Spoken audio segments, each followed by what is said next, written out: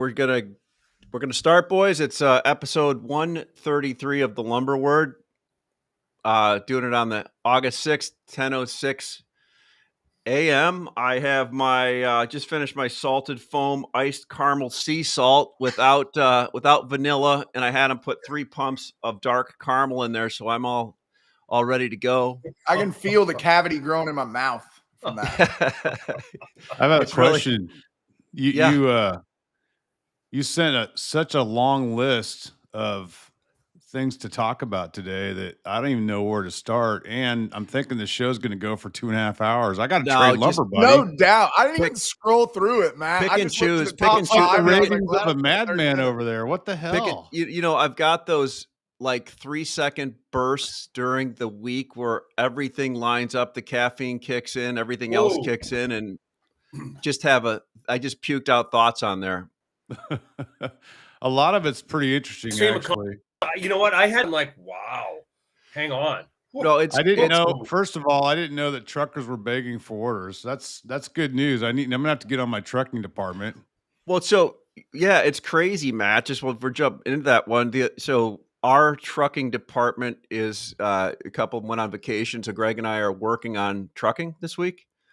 Normally don't, and people are like send me that truck, and I'm like, well, let's negotiate the freight, and they're like, well, we'll take the one you sent over. I'm like, that happened like 7 times yesterday. Finally, Greg pokes his head in the office yesterday. He goes, trucking is really loose right now. There's truckers looking for orders, and I'm like, okay, I wasn't just imagining. At least on our lanes.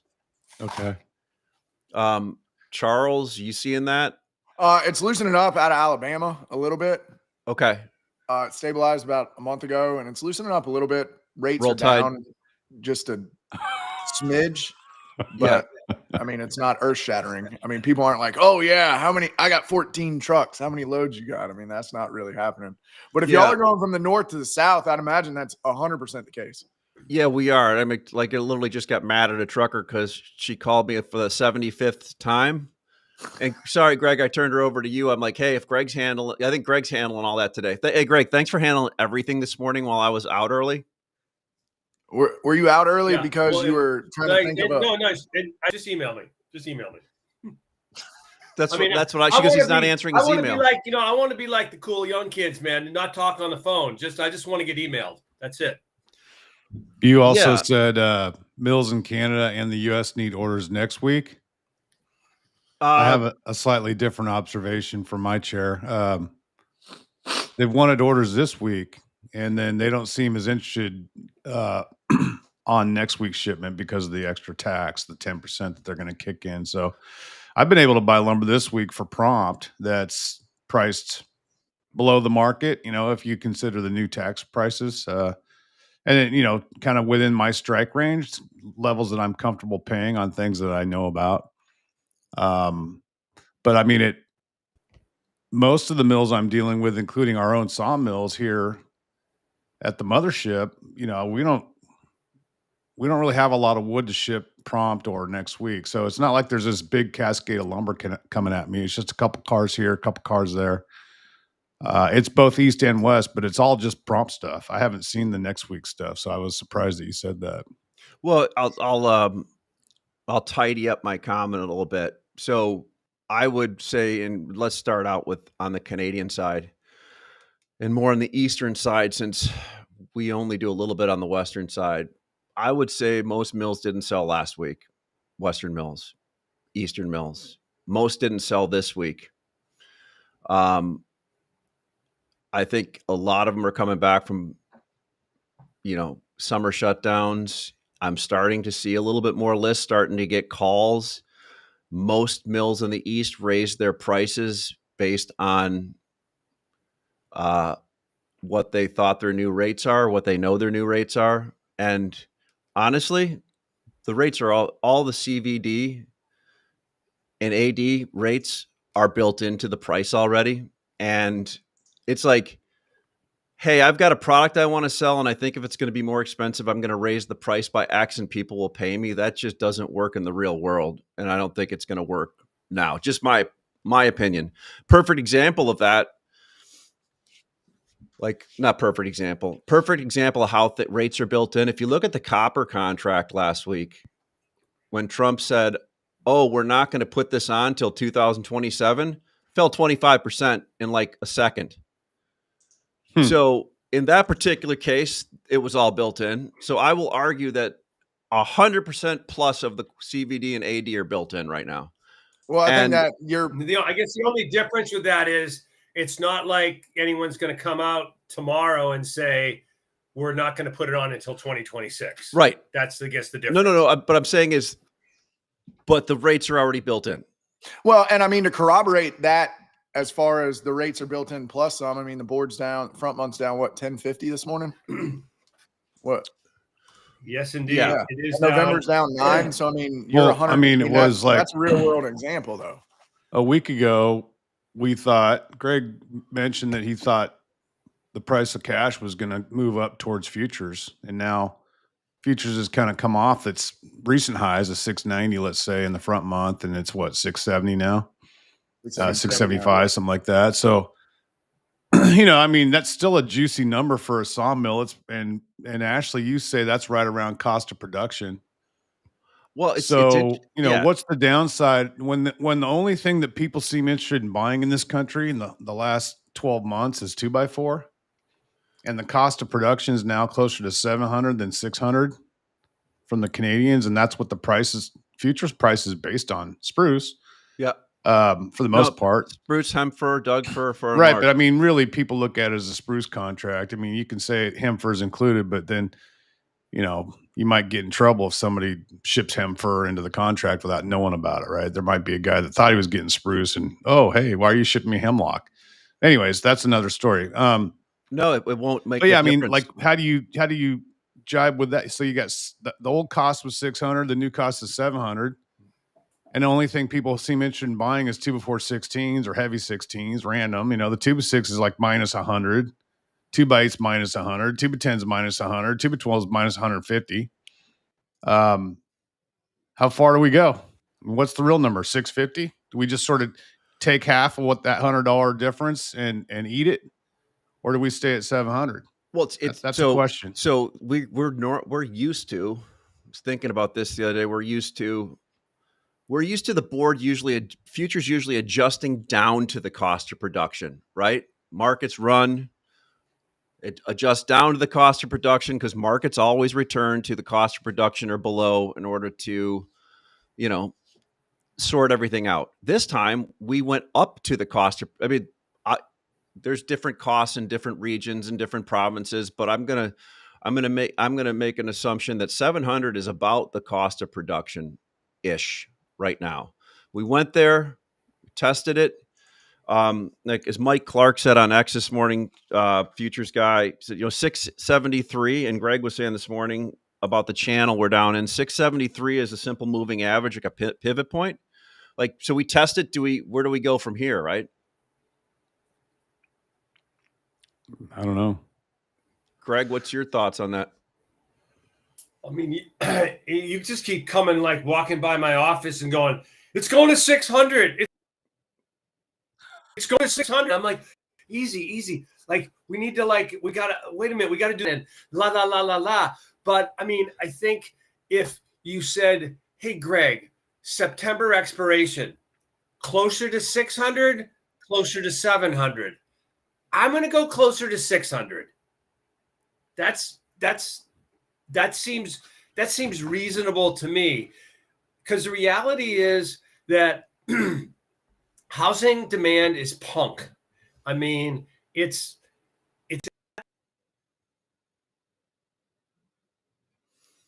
Sorry, Greg, it's getting. Yeah. So next question though is Greg and Charles and Ashley, are you guys seeing more multifamily? No. Yeah. No. Yes. Ash? Yes, sir. No. Affirmative. Okay, so Charles and I are on the yes side, and you guys are on the no side. I think you need to work harder. Whoa! I'm calling you out. Shots fired! Holy shit! Well, hey, Matt. No punches held. Hey, Matt, I'm looking. Actually, Greg Riley is the James Brown. I'm trying to work smarter, business, not harder. He is the hardest working man. Riley, you're a The one working thing machine. but Beamer, Beamer, to kind of talk about that for a second, the one thing I am seeing though is that seeing more inquiry and a lot of stuff for, especially in our world, is 3 weeks or sooner. Some guys are locking up Q4, but one thing I am seeing is that margins are definitely getting squeezed all the way through the supply chain. I mean, absolutely demolished. So the amount of risk that you'd have to take to execute some of this stuff is a lot bigger than it was 6, 7, 8, 10 months ago, like exponentially larger. So, Charles, like, and Matt, to answer your question, are we seeing more multifamily? Yes, but we're not getting it because you got to be $100 over today's market in order to price it, and we're not taking that. I'm just noticing that. Okay, so whatever we're losing in single family enthusiasm, we seem to be picking up some more in the multifamily, and then the retail side is better too. So the premium lumber around here, we're going into the prime season here. This this fall season is right upon us, and that's happening. That's real life. That's not fake news. That's real news. And then the only things that seem to be really lagging around my world is the industrial business is pretty punky, and then single family is just punky, like Greg said. It's moving along like a turtle, steady but slow. And so I kind of feel like we're still in the same kind of boat where it comes to demand and production sort of being at equilibrium. And if we're at equilibrium, then and the only thing people want to, I go back to my previous question. If the only thing people really focus on is buying 2x4, and the cost of production just went up 100, are we gonna be? I disagree on the closer to 600 thing. I'm not even talking my position because I'm short the board, right? So like, I want it to go to 600. That'd be great. I'll make a bit of money. That's fine. But I feel like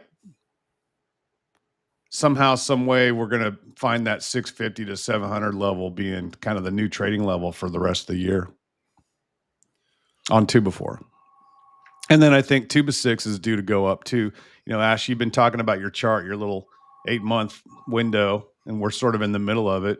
Well, that puts you right in like November timeframe. And wasn't that kind of the high of the year last year for 2x6? Yeah, I mean, it's kind of starting to roll that direction. It's just starting to make that move, right? So if I look at the charts right the way I do it, and I'm strapping the mask on here, it would be at the end of the year we'd hit that inflection point where they'd be on top of each other, and then they could go 6-inch, could go premium. And that's why when I looked at all the undervalued items today, last week, there were like 2x6, MSR, Doug fir, 2x6, Great Lakes, all that kind of stuff, right? But yeah, I'm kind of wondering. One of the reasons, Greg, why I was hoping you could get Brian on was I'm getting told two different things day to day from people I know and also from the media, and I'm seeing different things at my job, right? So it's really confusing right now as a lumber trader or as just a person. And I'll expand on that idea. I'm talking about the economic situation of the United States. I'm not talking about the microcosm of lumber. I'm talking about the big picture of how our economy is doing. And so you see good news, but you also hear bad things. I'm a little confused. Are we going into a recession or are we going into a boom? It's like, I got people telling me 2026 is going to be phenomenal. I've got people telling me that we're going into a real light recession right now. And I'm like, it doesn't feel like it to me. But I don't know. Have you guys have any anecdotal thoughts on this? Because honestly, I'm confused. I really am. First half of the year, we had 1.2% GDP growth. Second half of the year, we're gonna struggle. I mean, when you think about the competing factors that are going on, I mean, the economy's processing the impact of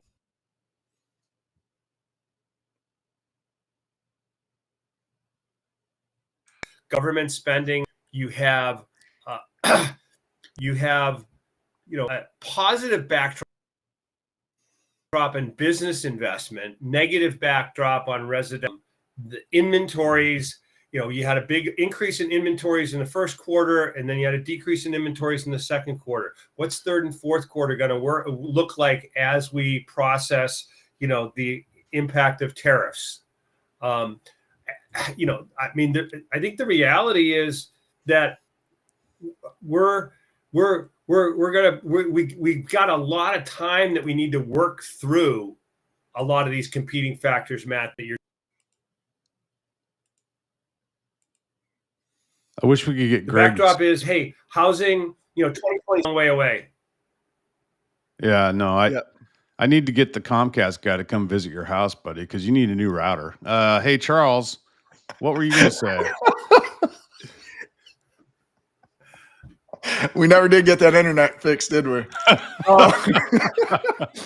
I mean, I'm not convicted either way, right? I mean, you gotta toe the line on both sides, a foot in two ponds, right? For lack of a better way to describe it. The other thing I'll say though, Matt, is to kind of the single family thing. I saw something interesting over the past couple of weeks. Some of these multifamily developers and these private equity guys that invest primarily in 240 plus unit deals and do ground up and what have you. I've seen 2 or 3 of them over the past 2 to 3 weeks actually buy BTR bundles in major metros, Charlotte, Raleigh, and Atlanta to be specific.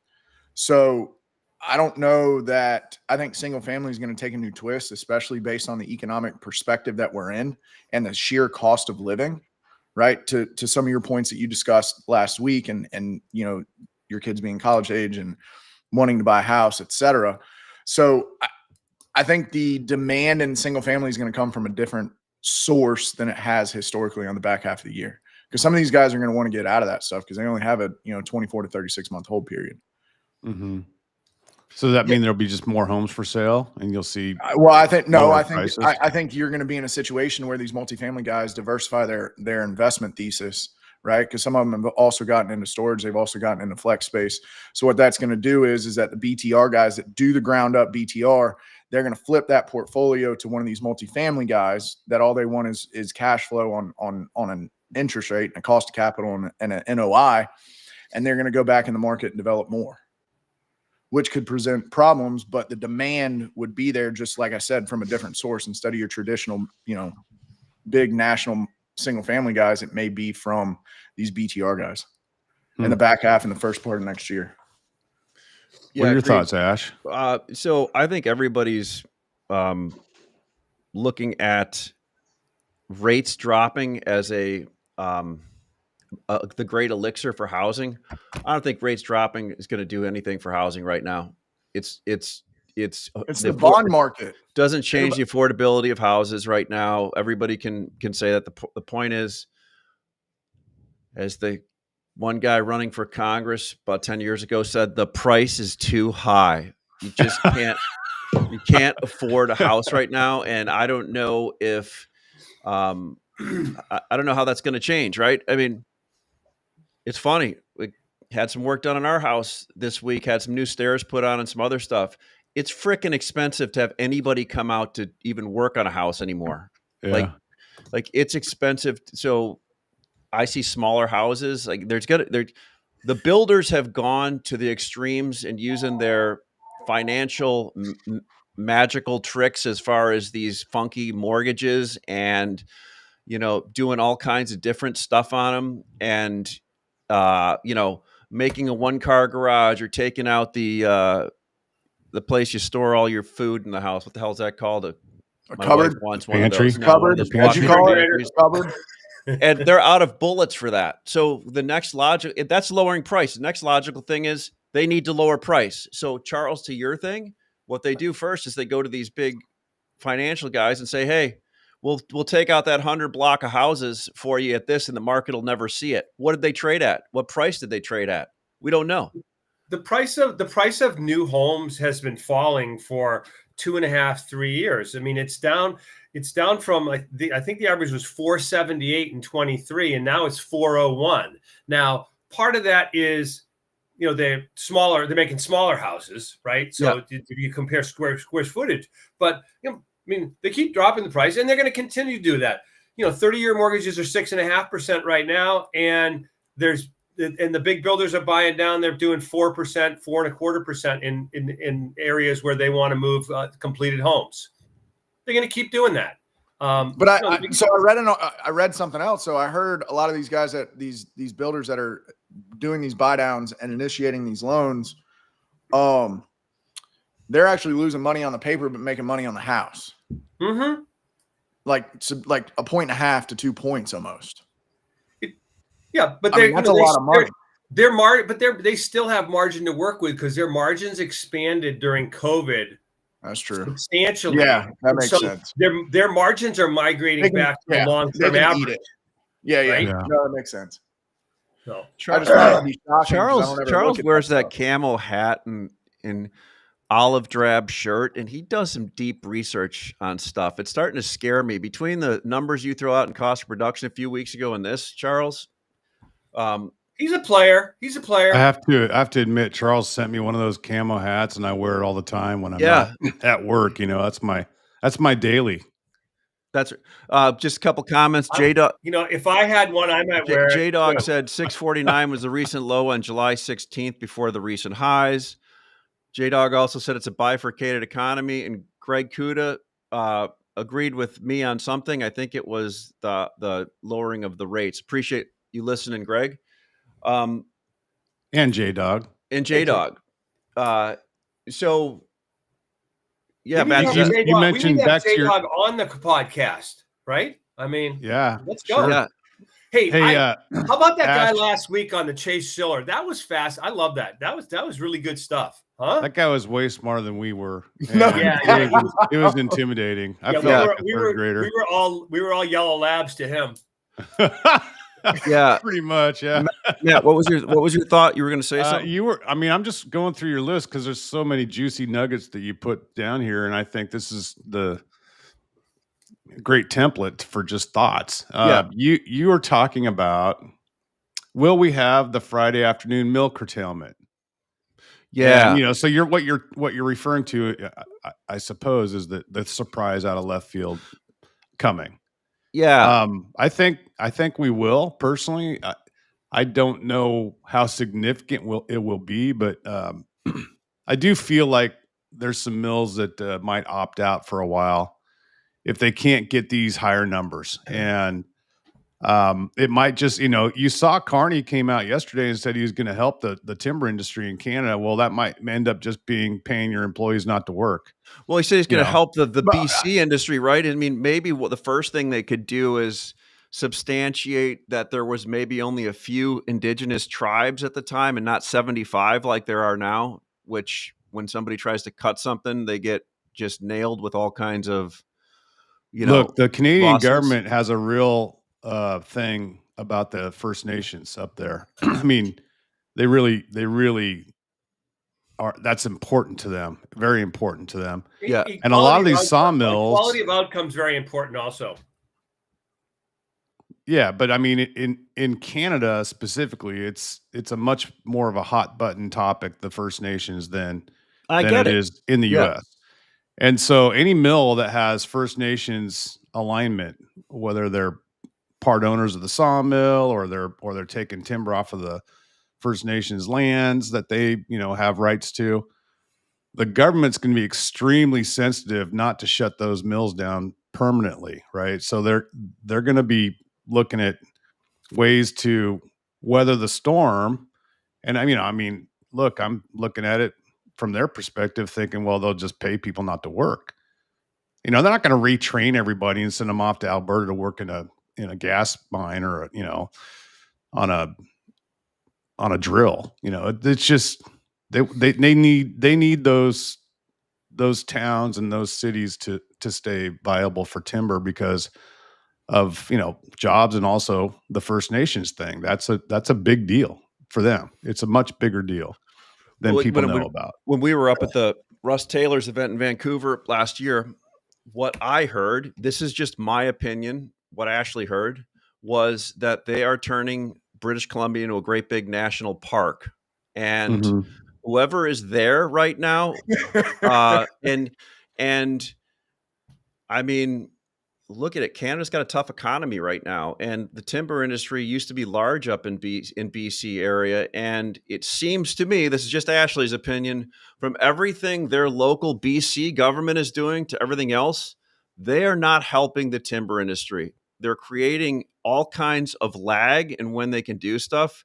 They're creating all types of hurdles that are probably they're incapable of jumping over, and they're making it hard. If you want to help the timber economy in BC, open up forests and let them cut, and don't let them take an hour or a year or two once they find a allowable cut to go into it. Clear all the hurdles out and let them cut lumber.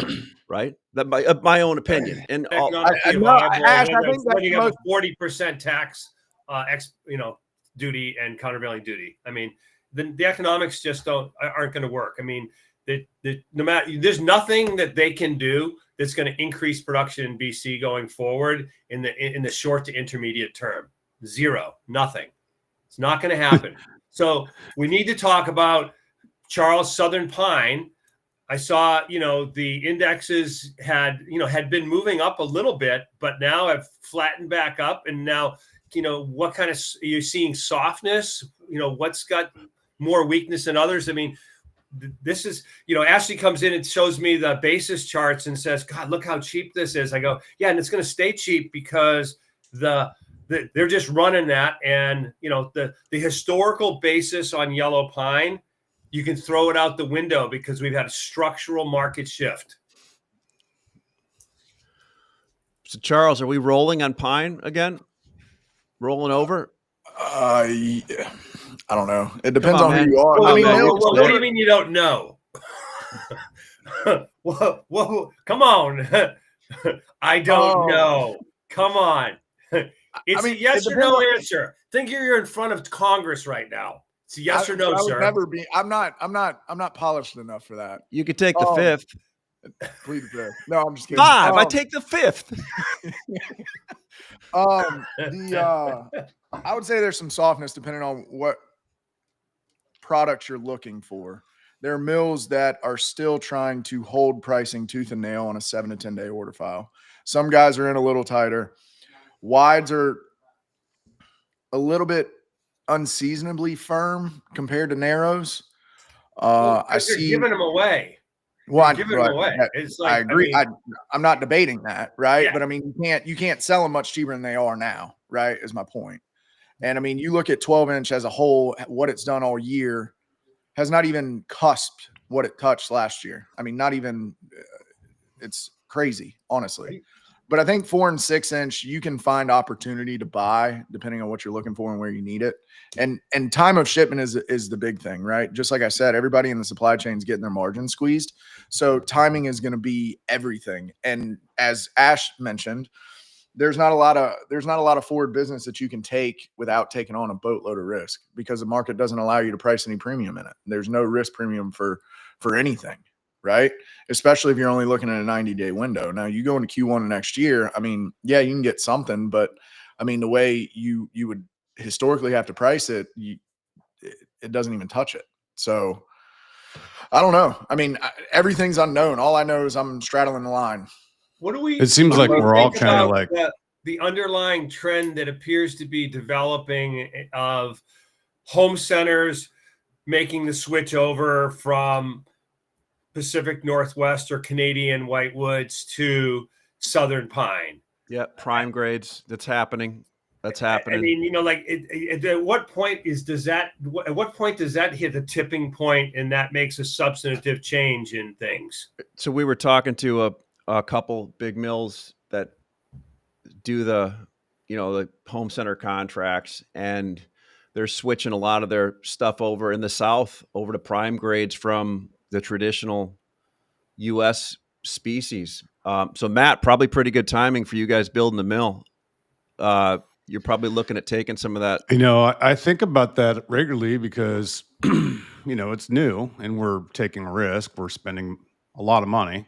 But I trust that the people around here are smart enough to figure out, how we're going to slice and dice it to maximize our talents and our relationships. We have such a good sales strategy that I'm not really worried about. I'm actually really excited to see what the first year's like. Like how does the lumber get made? Like what kind of decisions are they going to make on what type of production to run through the sawmill? It's going to be big log, small log.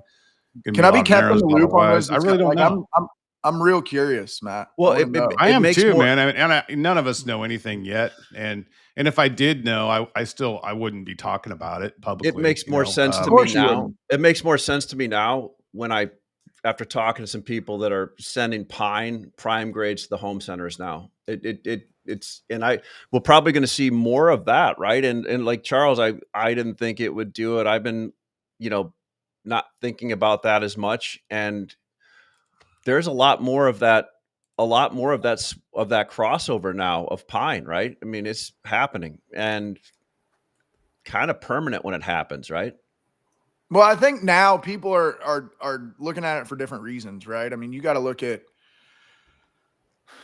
structurally how the supply chain is established, right? Whereas historically it's been an arbitrage on price. Now people are looking at how they're setting up their business and how much easier it is to theoretically buy pine on a delivered basis to some of your historic spruce regions, right? Mm-hmm. I mean, even if you go to Cleveland, Ohio, or Pittsburgh, Pennsylvania, if you were to get a PO and you were week of, like, you wouldn't have to buy that 2 weeks ago in order to get it, right? I could sell somebody FOB Pittsburgh on Monday, they'd have it by Friday or sooner. Yeah. No doubt. And if they go car direct or truck direct, sometimes especially with the political unknowns, there may be some roadblocks that present themselves that aren't forecasted for, that create larger issues on a bigger scale. Yeah, you definitely have a time advantage in the South, right? I mean, there's a big time advantage. I mean, this is the reason why Greg and myself and Ashley have wood on the ground, and we can take advantage of the time difference. It's 4 to 5 weeks to get a rail car down to Texas. It's a couple days to get a truck from my reload to your yard. And that's why there are reloaders, in the first place. There's a business there. But to kind of piggyback on that, and I'm not debating that, and the importance of keeping a position on the ground, especially in the species y'all deal in. The other thing is that your reload pricing isn't going to be as reactive as a Southern Yellow Pine price because of the expediency at which it can be executed, right? So if you're taking a car to a reload, your pricing structure is 4 weeks old, right? So if you have the ability to react faster, swifter, more efficiently, that's where the real value is, because then people don't have capital tied up in inventory. J-Dog said the genie is out of the bottle. Now, I'm guessing he's in on Southern Yellow Pine going to home centers. The real substitute effects being felt, so basis charts are outdated. On a long scale, on a 10-year scale, you would expect yellow pine to come up to match more of the Doug fir and hem fir type prices that are on a delivered basis, and you'd see a lot more rail shipments on yellow pine mills. Yeah. And you'll start to see a two-tiered market: the rail car price versus the local truck price. That's that isn't the case right now. The mills in the South are generally treated just like you and me. They're reloads, and they can get wood, like Charles says, you can get wood from A to B in 3 or 4 days. So they're selling it all at the same price. That's the rumor about Charles. Right. Yeah. There was something that Dan Ziegler said earlier, Ashley, after we were joking about that guy being way smarter than we are. He said, I left last week's podcast more confused about buying a futures contract on my house. That's true, man. That's because he would want to be selling it, not buying it. Yeah. I think you're hedging your asset. You'd want to sell. Hey, so just to question the overall market, which, Matt, I've seen a couple of bright spots too this week, and I guess I'll put it like, what are customers doing now? We talked about mills selling. What are customers doing? We're going into traditional seasonal weakness. I don't sense anybody's building an inventory. They have built an inventory. What I'm seeing is we're out every day pricing stuff, I think, significantly on some items below quote unquote replacement cost. And we're losing order. I lost a 4-truck order the other day to the Carolinas. Greg would say you can't lose something you didn't have, but I lost 4 trucks, and I followed up on the price, because Greg's always like, "Hey, dude, like, I don't care if you lost it. What did you lose it at? Like, what price?" I quoted all Canadian spruce 2x4 14s, 2x 612s, 2x6 14s, 2x4 104 and 5/8, I think it was. We got lost them all $25 to $35, all to euro in North Carolina coming off. So, and we've had slower sales weeks, and I thought pricing pretty aggressively on stuff. So who's got the inventory? Who's selling? And, is distribution selling cheaper? Did Millwood come across as selling cheaper? I guess I may be talking spruce and other stuff. What are you all seeing? I think where there's some euro laying around, you're probably going to miss some orders. I saw some really cheap euro offered to me, like on some low grade out of Houston. That was significantly cheaper than what I've been selling at recently on certain things. Now there wasn't a lot of volume. Maybe it was like 6 or 8 trucks, but still, I mean, somebody's going to buy that. If the RFQ comes through or an inquiry comes by, that'll be the first thing to go. I'm not going to get that order. So my response has just been like, let the cheap stuff filter through the system, and then I'll just wait. I don't have any real super hard pressure. I don't have a lot of inventory right now. It's a very manageable number.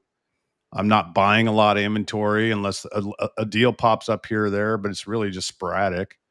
And I'm just going to play the long game. I'm going to be patient and just see how these tariffs, not tariffs, but the artificial tax and cost of production increases have a long-term effect on my business, which is spruce based, and yours is too. So I'm going to be patient on the good lengths, the stuff that people really want to buy on a regular basis. I'm not going to go rush out there to get rid of it. And I see it as a bit of an asset at the moment. And then the stuff that nobody wants to buy, the 2x4 8s and 10s and the 2x6 8s and 10s, I can't find buyers fast enough. I just want to get rid of that stuff, liquidate it. Those are your dogs. Those are your beaks and feathers. But that's always been the case, So really, business for me is the same it's as normal as ever. But the problem I'm facing is the future. A lot of times I have real strong opinions about what's going to happen over the next 90 days, and I really don't right now. And so the thing that I do when I'm unclear, when I'm not sure, is nothing. Nothing is the best thing to do when you're not sure. So the market will tell you which way to go. And I'm just going to wait. I'll be patient. Bearish. Doing nothing is bearish. I mean, I'm not going to take on extra risk is my point. I'm still going to trade every day. I'm just not going to add. I'm not going to add inventory. I'm not going to add to my short position. I'm just going to be neutral. And where I'm at right now is fine. I'm still making money. Am I getting rich? No, but nobody is. I mean, we're talking about margin compression throughout the entire system. So I'll take what I can get. And I think you can make a big mistake right now betting it one way or the other. There are some great trades out there, even with the future sell-off that we've talked about. And I think that those are exploitable for sure. But my core business is not that. My core business is 2x4 low grade and, the Western species narrows, the on grade stuff. And that stuff is boring. Stinson Dean just asked a great question. And just real quick, Stinson's part of Revel Building Solutions. Stinson, we need to get you on the podcast one of these days. They're in Indiana, big component wall manufacturing plant, do a great job. You should reach out to him. But his question is Euro lumber getting the 15% tariff? And Greg and we had dinner last week with one of our European providers, and then we had a conference call with another one last Friday. And from what I heard, they believe they will get the 15% on. That's what I heard. Greg, what'd you hear when you heard that? I heard one thought yes, one thought no, is what I heard. And there's so many details on the deal with the EU right now that I think it's going to stay at zero for now. There's that whole like 0 for 0. they have zero tariff on U.S. product going to the EU, and they're going to keep that on zero.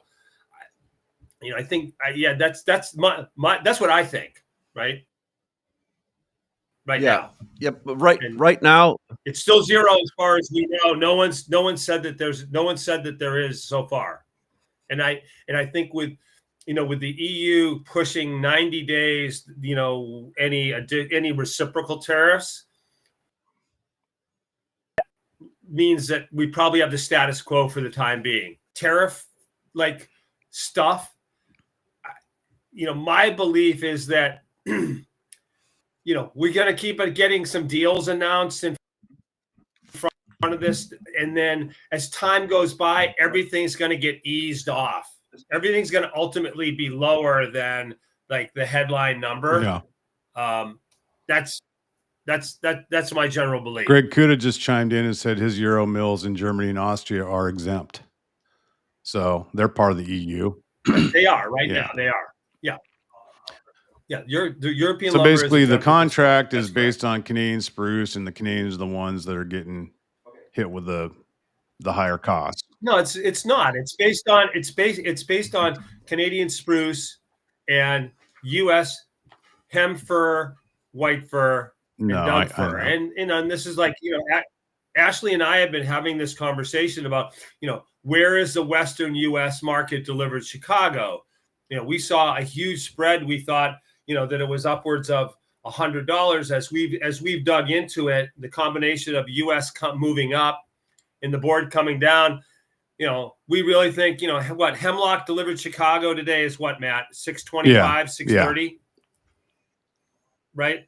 So Western spruce is 650. You said, right? Yeah. Yep. So, I mean, Greg Kuda just said his Euro mills say they are exempt German and Austria. Hey, Pete and repeat. I think we already covered that. Sorry about that. Deja vu all over again. Sorry about that, guys. Deja vu all over again. Hey, how do we get these sweet little name tags at the bottom, Ash? When you sign in, it'll say your title. Oh. Yeah. Huh. I can't wait to see Charles's title next week. You can't wait to see our new avatar, our AI person. What? Oh, next week's guest, we have a virtual. I don't know if I'll have her loaded up by then, but it's pretty close. What? It's our AI person where you download all the lumber stats into, and then you just ask questions. She thinks Matt is really hot. Greg. She came out and she just said, like, Greg also said Kuda said he can EFP Euro. So anybody out there that wants to EFP some Euro, I believe that's what you said, Greg, they can contact Greg Kuda. You can EFP anything. Yeah. Yes, you can. You gotta agree on the basis. Yep. All right. Yep. Well, real quick, Matt, one note I had here. You said it's a bright spot. And we sold trucks of our finger joint at $40 to $50, $1,000 above what we were trying to force them into the market a week and 2 weeks ago. Yeah. And just started coming to us now. So, which is a bright spot, right?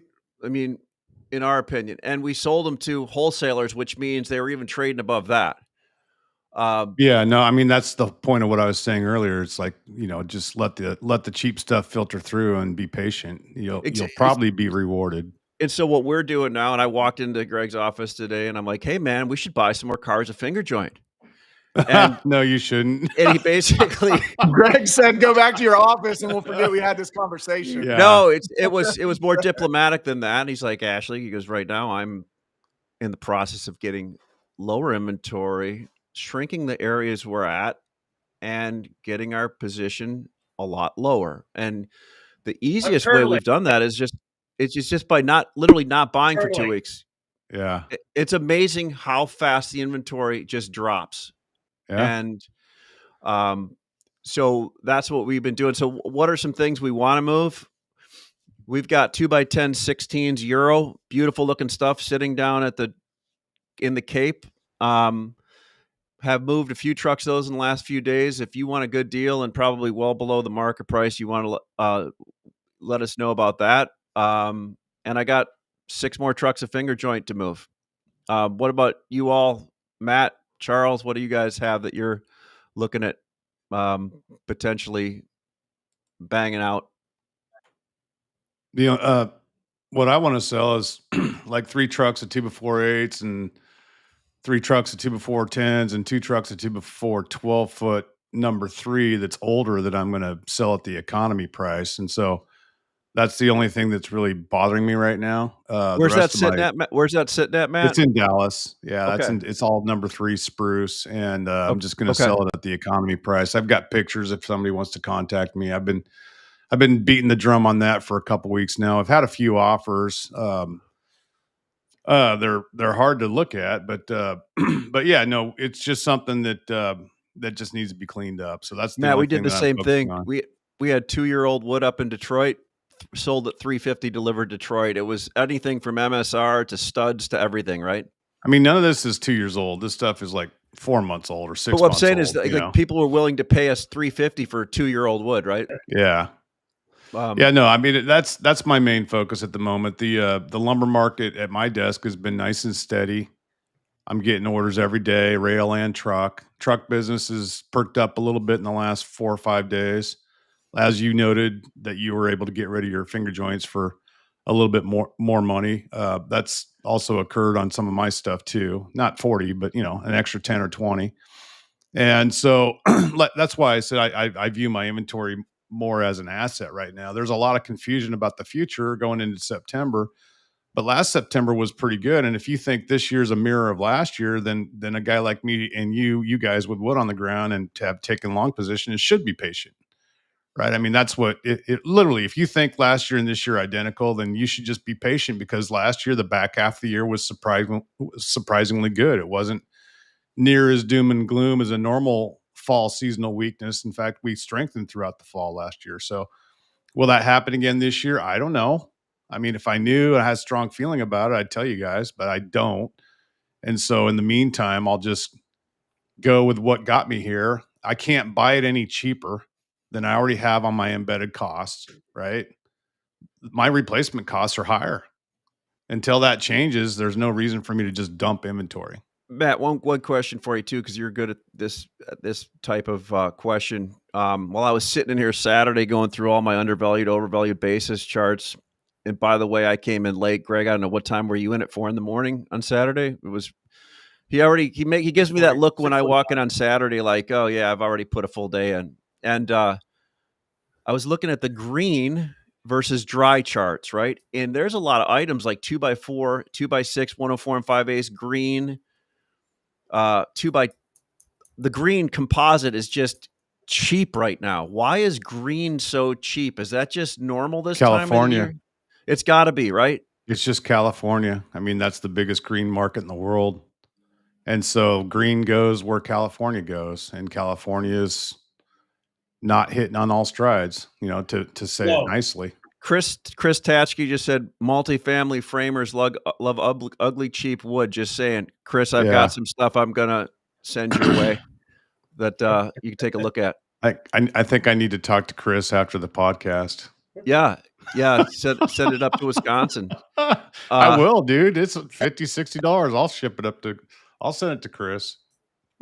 But anyway, so is green really, what's happening with green right now? What are they just not?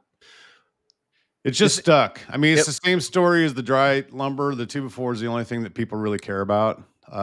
Longs are good. I should, because there's longs. The longs were on the other extreme. They're overvalued. They're the highest value item right now. Well, there's just fewer mills producing longs now than there was 10 years ago. And so that's going to probably remain that case. There's just not many left. So the long market's interesting because the traditional long production was, remember Simpson Timber? They used to make a lot of longs, and there was several mills that operated 10, 15 years ago that made long length lumber, 22, 24, 26, 28.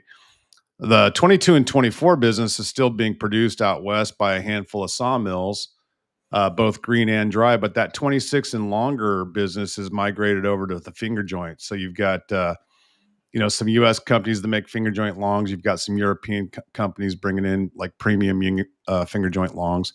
That market has kind of shifted into that area now, and there's less solid wood production of it, a lot less.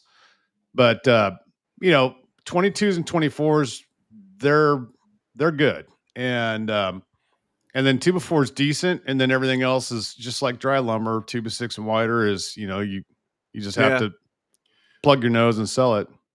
Do you quit? Pray your mills make good tallies. But what does a mill do with green if they're not? I mean, they find a market all the time. Can you throttle making green and just dry it all, or what do you do? Or is it you'll green see mills? You'll see more dry production going into the fall, I believe, just because there's $100-$150 price spread on some items. Yeah. And the cost of drying is like, let's say the cost of drying is between $70 and $100 a thousand. So the math kind of works. It also would take some of the pressure off your green stacks. And then if you look at 2x4 specifically, dry 2x4 is selling for a lot closer to the futures price than green 2x4 is. So you could see, and I think you will see a little bit more dry narrow production here going into September, October, just as mills that can go back and forth see that. That's not unusual. That's a pretty normal thing. Great info. Anybody, Charles, what you have any beaks and feathers or anything you want to move off? Not really. We're pretty lean, honestly. Greg, anything else you want to highlight? I think you touch